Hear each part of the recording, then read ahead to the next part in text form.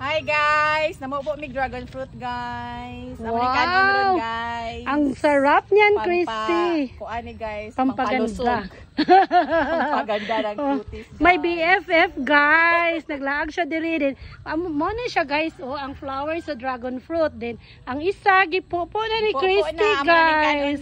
We will eat that one, oh, di ba? Yes, so, ang sarap, guys, sarap nito guys.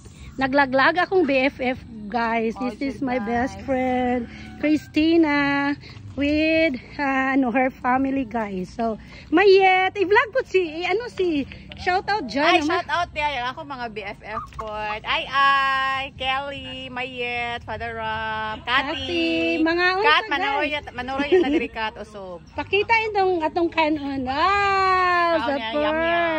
Oo, this is the one guys. Oh, mga ni siya guys. Oh. Diri na gikuha ni Christy guys. Oh. So, di ba mga ano ta guys? Ito na i-slice. Kuan kay na siya. Pakita dai, kang gwapo kay itong dragon fruit dai.